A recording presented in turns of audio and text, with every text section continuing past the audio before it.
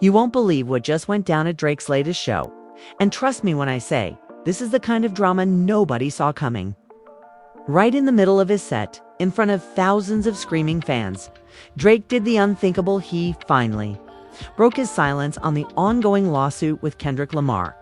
But instead of brushing it off with his usual slick charm, Drake dropped a bombshell that left the entire arena gasping. Fans were shocked, jaws dropped, and the energy shifted in an instant. What was supposed to be just another night on tour turned into one of the most chaotic, grappling moments of the year. Because not only did Drake take direct shots at Kendrick, but he also exposed something darker, something the industry's been whispering about for years. He revealed shocking details about what insiders are now calling the worst record deal ever signed. And the way he laid it all out, it felt less like a concert and more like a courtroom showdown.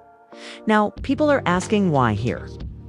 Why now? And most importantly, what does this mean for Drake, Kendrick, and the entire rap game?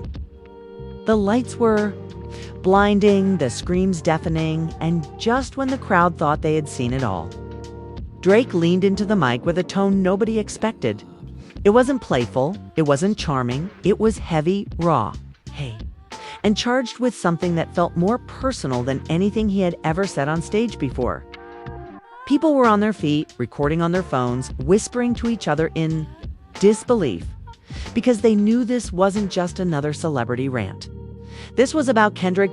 For months, rumors had been swirling about lawsuits, secret contracts, and industry betrayals, but nobody thought Drake would address it live. And yet, here he was, calling out names, shaking his head as if he'd been holding back for years. Fans were shocked as he started revealing what he called the worst deal ever signed. A deal that, according to him, had nearly destroyed one of the biggest rappers in the game. The way he spoke, the pauses he took, the emotion that cracked through his voice, it was the sound of years of tension boiling over. "You all think it's just music," Drake said, pacing the stage like a man with too much on his chest. "When lawyers get involved, when contracts are written to trap you instead of lift you up, that's when you realize who's really for you and who's against you." The crowd erupted, some cheering, some booing, unsure of where he was taking this. But he didn't stop. He pressed harder, talking about how Kendrick had been locked into a deal so controlling, so unfair, that it left scars that money could never fix. And here was the twist: Drake claimed he had known about it all along, that he had warned Kendrick years ago. But the warning had been ignored. Backstage sources later whispered that this wasn't even planned. Insiders claimed Drake had gone off script, breaking from the set list and letting out years of frustration. Even his own crew looked nervous, some exchanging glances like they couldn't believe what he was saying. But the audience, they were hooked, feeding off every word, hanging onto every sentence as though they were watching the climax of a reality show play out in real time. The shocking part wasn't just Drake talking about contracts, it was how personal he made it. "I told him once, right to his face," Drake continued, his voice rising over the restless crowd. "I said, bro, they're setting you up. You're about to sign a paper that'll put you in a cage." But he didn't listen. He thought loyalty meant protection. He thought family in this game was real. But the truth: family in this business don't exist. Fans gasped. Tweets flew instantly. Phrases like "Kendrick betrayed by his label" and "Drake just exposed it all" started trending within minutes. The drama wasn't just in the arena anymore, it had exploded across the internet. But what really set the stage for chaos was when Drake shifted the focus from Kendrick's deal to the people behind it. He didn't drop names directly, but he hinted at powerful figures in the industry, describing them as wolves dressed in silk suits, smiling while stabbing you in the back. "You know who you are," he said, pointing toward the sky, his eyes dark. "You're the reason brothers turn against brothers, friends turn into enemies. You're the reason families don't talk anymore." It wasn't just about contracts anymore. This was about betrayal, about trust broken on the deepest level. And as the cameras panned across the arena, you could see fans' faces wide-eyed, as if they were watching a family argument spill out into the public for the first time. And then came the moment nobody saw coming. Drake pulled out his phone, scrolling as if to prove a point. The crowd screamed, thinking he was about to drop receipts. "You want to know the truth?" he asked, holding the phone high. "I still got the messages, still got the calls. I know who begged me to stay. Quiet, who tried to shut me down. But I kept it because I knew this day would come." The arena was buzzing. Fans screamed for him to read the messages out loud, but he didn't. Instead, he smirked, shook his head, and said, "Nah, not yet. But just know, when it all comes out, it won't just be careers ending, it'll be legacies erased." Meanwhile, behind the scenes, sources say Kendrick's camp was already on high alert. Phones were buzzing, lawyers were panicking, and close friends were scrambling to figure out what Drake might be holding. Some even whispered that Kendrick himself had been warned mid-show about Drake's statements and was furious, pacing in a studio somewhere, surrounded by his team, debating whether to go live and fire back instantly. The emotional weight of the night wasn't just on Drake and Kendrick, it rippled across their families too. Drake's mom, who has always been his anchor, reportedly called him after the show, worried that he had gone too far, reminding him that battles like this don't end on stage, they end in courtrooms. On the other side, Kendrick's family was left divided. Some believed he should speak up and fight back publicly, while others begged him to keep it private, warning that Drake might reveal things too damaging to recover from. Fans, meanwhile, picked sides instantly. Outside the venue, heated arguments broke out between Drake supporters and Kendrick loyalists, some chanting Drake's name, others blasting Kendrick tracks in defiance. Security had to step in multiple times to stop fights from erupting. The atmosphere was thick with tension, like a war brewing not just between artists, but between entire fan bases. And yet, despite the chaos, despite the unanswered questions, Drake ended his show with a chilling line that left everyone rattled. As the final beat dropped and the lights dimmed, he said softly into the mic, "This is only the beginning. Y'all haven't even heard the worst of it yet." The crowd screamed, some in excitement, others in disbelief. And as Drake walked off stage, his face unreadable. One thing was clear, this was far from over. Because while fans went home replaying his words, Kendrick's team was already plotting their next move. And according to insiders, what they planned to do next could flip the entire story upside down. The moment Drake left the stage, the industry erupted. Phones were blowing up, news outlets scrambled to rewrite their headlines, and Kendrick's inner circle was in chaos. Insiders revealed that within minutes of Drake's speech, Kendrick was pacing back and forth in his studio, his face tight with anger, demanding to know exactly what had been said. One witness claimed they had never seen him so furious, slamming his phone down on the table and muttering under his breath, "He really thinks he can play me like this." The mood in the room was tense. Some members of Kendrick's team urged him to calm down, warning him that reacting too fast could backfire. "You're the one with the legacy," one advisor said, their voice trembling. "You don't need to match his energy, let the lawyers handle it." But Kendrick wasn't listening. To him, this wasn't just about contracts anymore. It was personal, with betrayal on a scale that cut deeper than music. By now, social media had exploded, with clips from Drake's show. Hashtags like #DrakeExposed and #KendrickLawsuit were trending worldwide. Fans replayed the moment. Drake waved his phone around, speculating what those mysterious messages could contain. Some swore Drake had proof that Kendrick's label had exploited him, while others believed Drake might even have private conversations that would shatter Kendrick's carefully crafted image. The uncertainty only fueled the fire. Kendrick's closest friends were split down the middle. One camp begged him to address it immediately, to go live on Instagram and tell his side of the story before Drake controlled the narrative. Another camp feared that any response would only fan the flames, making Kendrick look defensive. And yet Kendrick's silence was deafening. Every minute he didn't speak, the speculation grew louder. Fans began to doubt, and the narrative started slipping out of his hands. Meanwhile, back in Toronto, Drake was surrounded by his own people, celebrating what they called a necessary truth. Sources say he wasn't even fazed by the backlash, sipping champagne and replaying clips of the performance with a smirk. They wanted smoke, he allegedly told his crew. So I gave them fire. But even among his camp, not everyone was convinced this was a good move. A close friend reportedly warned him, "You've opened a door you can't close now. If Kendrick claps back, he won't hold punches." Drake only shrugged, confident, almost daring Kendrick to respond. And then came the first shocking twist. Late that night, a mysterious Twitter account posted screenshots of what looked like parts of Kendrick's contract. The documents claimed to show clauses that severely restricted his ownership of masters and even hinted at shady royalty splits that left him with only a fraction of what fans assumed he earned. The account was quickly deleted, but not before. The screenshots spread across every platform imaginable. Fans were in disbelief. How could a legend like Kendrick be trapped in a deal like this? One comment read, "Drake wasn't lying."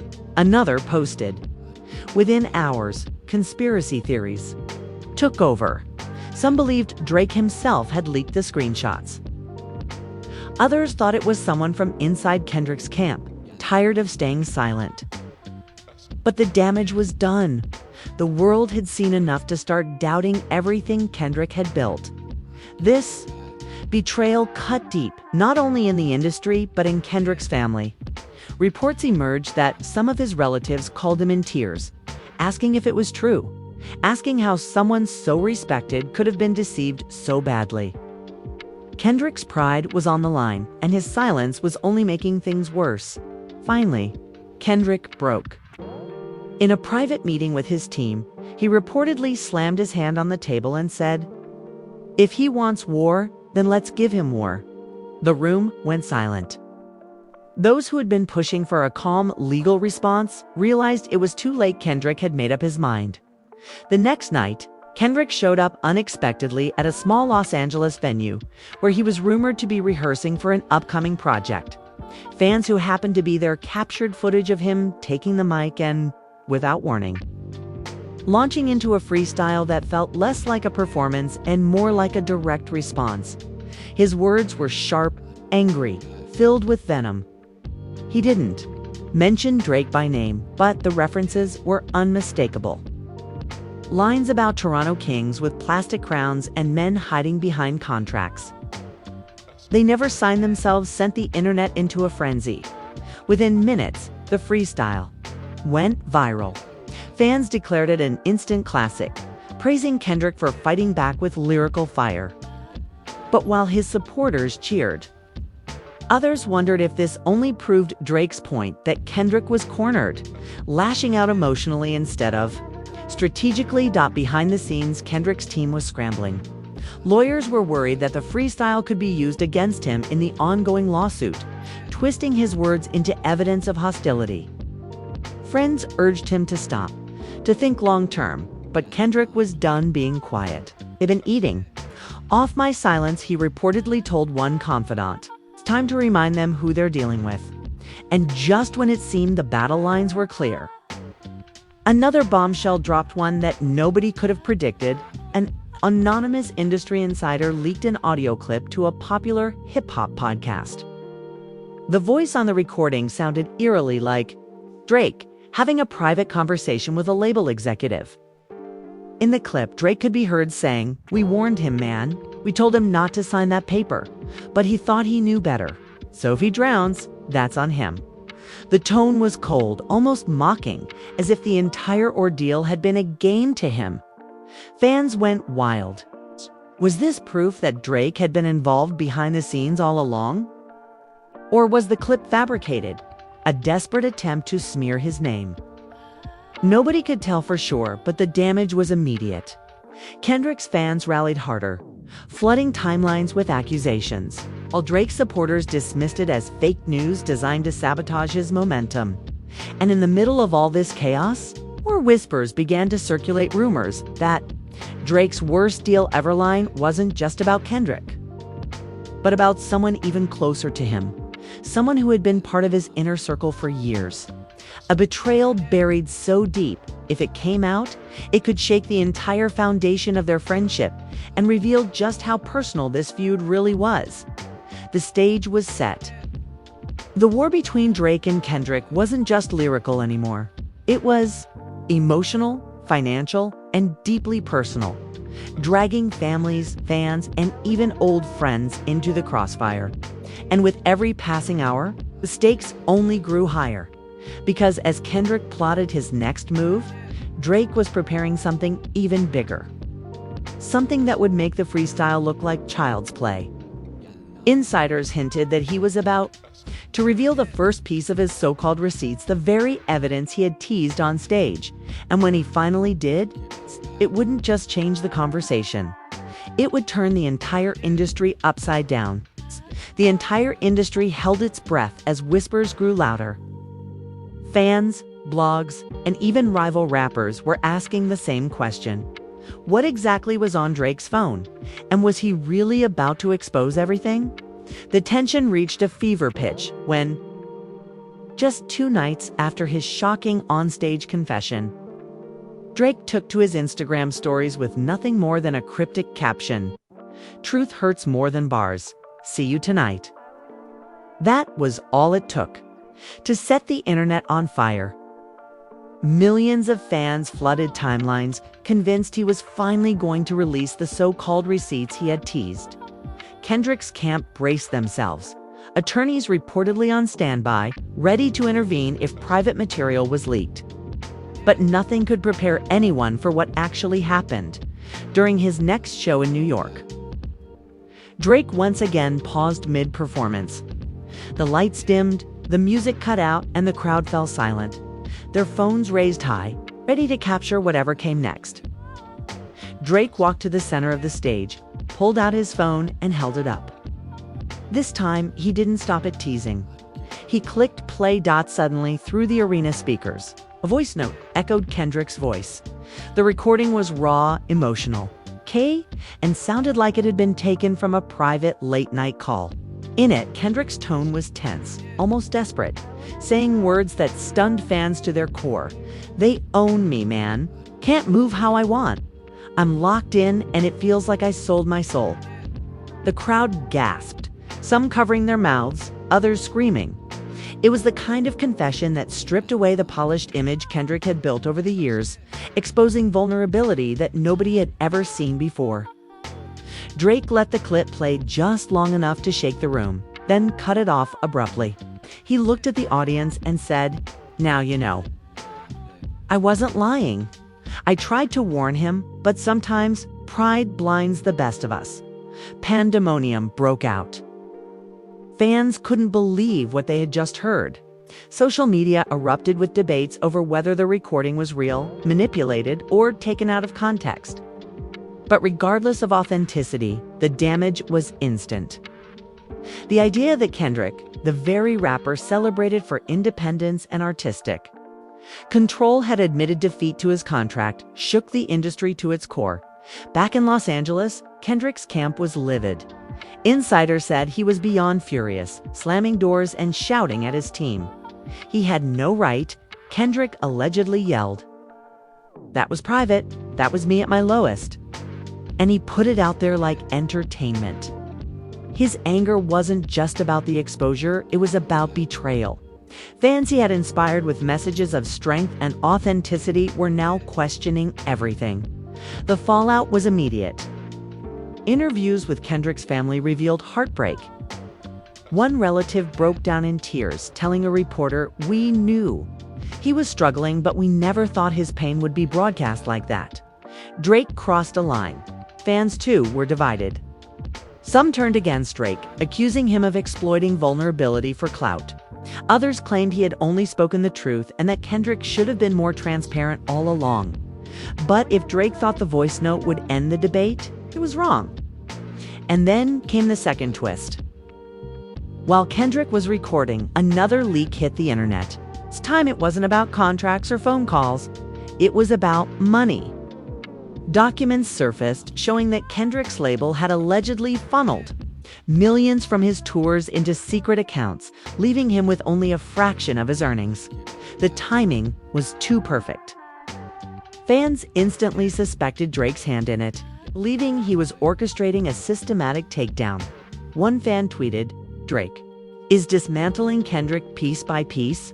First the contract, then the voice note, now the money. This is surgical."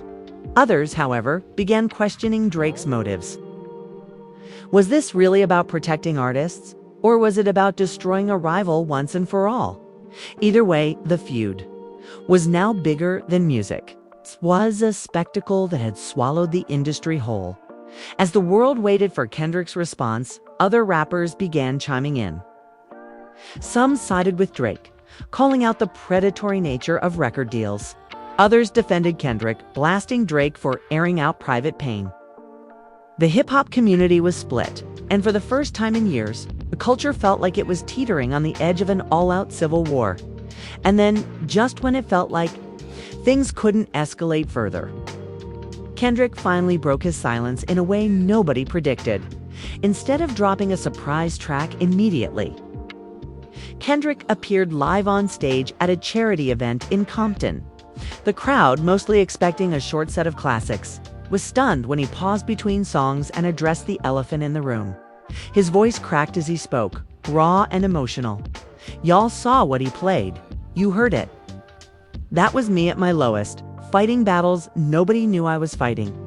And yeah, I signed a deal that hurt me. I signed it because I trusted the wrong people. But don't you dare confuse my pain with weakness. Don't you dare." The audience roared in support, chanting his name. The vulnerability in his voice struck a chord with fans who had felt betrayed by the leaks.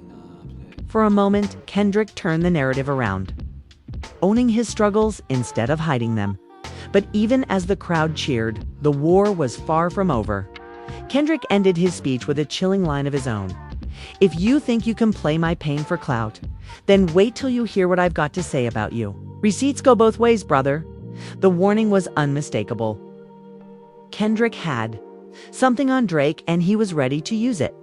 From that moment, the feud shifted. Fans no longer saw it as one-sided.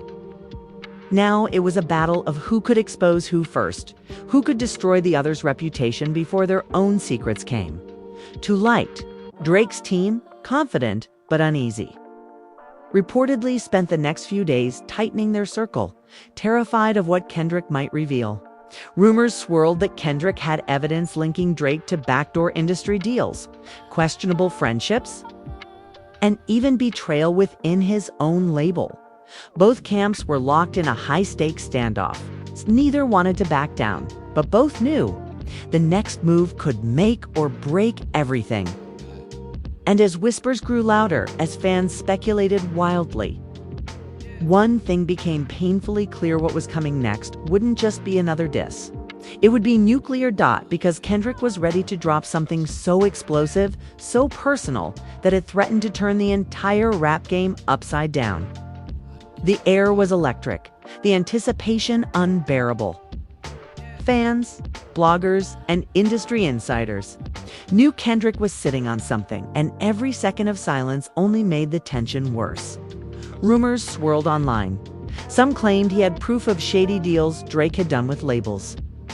Others said he had receipts about personal betrayals that could ruin Drake's carefully curated image. Whatever it was, everyone knew it would be big dot then. Just 3 days after his emotional speech in Compton, Kendrick made his move.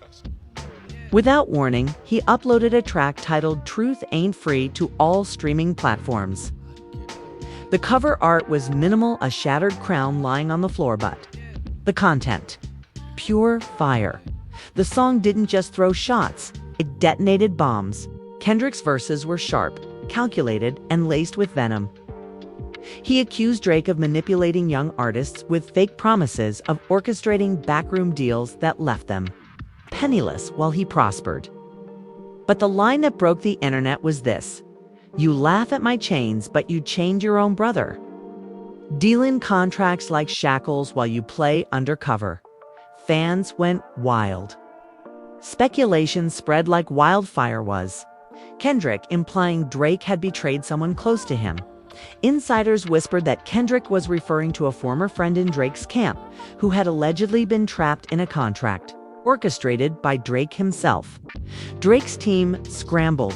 Within hours, his phone lit up with calls from lawyers, publicists, and even family members begging him not to respond recklessly. But Drake, proud and fuming, wasn't ready to back down. To him, Kendrick had crossed the ultimate line, questioning his loyalty to the people closest to him. And then came the twist nobody could have predicted. Kendrick's track included snippets of what sounded like real conversations, clips of voices eerily similar to Drake's inner circle talking about money, deals, and betrayals. One voice in particular sounded like a longtime friend of Drake's, saying, "He promised me we'd rise together, but he left me with scraps." That rap game went into meltdown. Fans were shocked, some refusing to believe Kendrick had access to such damning material. Was it authentic? Was it edited? Nobody knew, but the impact was undeniable. Drake's image as the loyal friend, the one who always shouted out his day ones, was suddenly under attack. Reports say Drake's mother called him in tears, begging him to stop feeding into the feud before it destroyed him. "This isn't you," she reportedly said, her voice breaking. "You've always lifted people up, not torn them down." But Drake was too deep in the fire now. Every move, every word was being dissected by millions, and silence no longer felt like an option. The feud had spilled out of the music and into their personal lives. Kendrick's family was still hurting from the voice note Drake had exposed. While Drake's circle felt blindsided by Kendrick's accusations, friends who once admired both artists found themselves forced to pick sides, some publicly cutting ties to avoid getting dragged into the chaos. And in the middle of it all, fans turned the rivalry into a spectacle. Massive Twitter spaces erupted nightly, with thousands of people debating who was telling the truth. Fan accounts dug through old interviews, searching for clues, trying to piece together the puzzle like detectives in a reality TV scandal. The internet had become an extension of the battlefield, but just when it seemed like Drake was cornered, he pulled out one last shocking card. During a surprise appearance at a London club, he took the mic and, instead of performing, told the crowd, "Everybody keeps talking about my loyalty, about my people. Let me show you something real."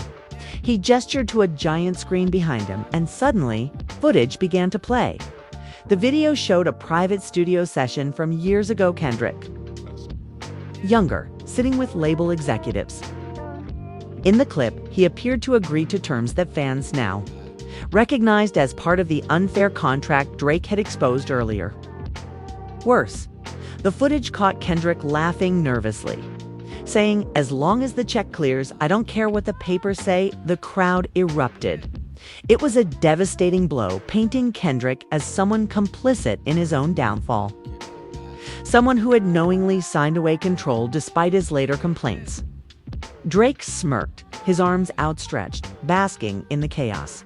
But the reaction wasn't as clear-cut as he expected. Some fans booed, accusing him of invading Kendrick's privacy yet again. Others cheered, convinced this was the proof they needed that Kendrick wasn't as righteous as he claimed. The division grew sharper, the fan bases more hostile than ever. Kendrick, however, wasn't fazed. Just hours later, he went live on Instagram, addressing the footage head-on. "Yeah, I said that," he admitted, his tone calm but cutting. "I was young, hungry, and desperate. But you don't get to weaponize my mistakes when you knew better and still chose to play God over people's lives. You don't get to act like you're saving artists when you're drowning them the same way." The live stream was raw, emotional, and it humanized Kendrick in a way fans hadn't seen before. He wasn't dodging, he wasn't denying, he was owning his flaws while doubling down on Drake's alleged hypocrisy. And that vulnerability struck a nerve. Hashtags like #KendrickTruth and #StandWithKendrick began trending, shifting momentum back and stopped being about music a long time ago. Now it's about pride, pain, and proving who can survive with the least scars. And yet, even as both sides bled, neither was ready to surrender. Every revelation only fueled the fire. Every admission only raised the stakes. Fans begged for peace while others demanded more drama, craving the next twist like viewers addicted to reality TV. Finally, as the feud reached its peak, both Drake and Kendrick disappeared from the spotlight for a moment. No posts, no performances, no leaks. It's just silence. And that silence was deafening because now everyone was left with the same haunting question. After the betrayals, the leaks, and the scars laid bare for the world to see, would either of them recover? Or had this feud permanently rewritten their legacies? And as fans speculated, argued, and chose sides, one chilling truth lingered in the air: this wasn't over. Not by a long shot. And just like that, the feud between Drake and Kendrick has become more than music, more than contracts. It's more than even the receipts they both waved in front of the world. What started as whispers about a lawsuit exploded into one of the most dramatic emotional battles hip-hop has ever seen. Fans are still divided, families are still shaken, and the industry itself feels like it's holding its breath, waiting to see who will make the next move. Because at the end of the day, neither Drake nor Kendrick walked away untouched. Drake exposed secrets that left Kendrick's image cracked, but Kendrick's retaliation cut straight to Drake's heart, raising questions about his loyalty and integrity. What's left now is a trail of broken trust, hurt feelings, and a fan base that may never see their idols the same way again. But here's the real question: what happens next? Will Kendrick come back stronger, turning his pain into power and proving that even the worst contract can't cage his legacy? Or will Drake's relentless revelations bury him deeper than anyone thought possible? And for Drake, has he gone too far, crossing lines that even his most loyal supporters can't defend? The truth is, nobody knows. And that uncertainty is what makes this story so addictive, so dramatic, and so unforgettable. So now it's your turn. What do you think? Did Drake expose the truth, or did he cross a line that should never be crossed? Was Kendrick brave for owning his pain, or reckless for fighting fire with fire? Drop your thoughts in the comments below. We want to hear everything. Don't forget, if you love diving into the biggest scandals, betrayals, and jaw-dropping moments in entertainment, make sure you hit that like button, subscribe to the channel, and turn on notifications. Because if you think this feud is wild now, trust me, what's coming next will leave you even more shocked.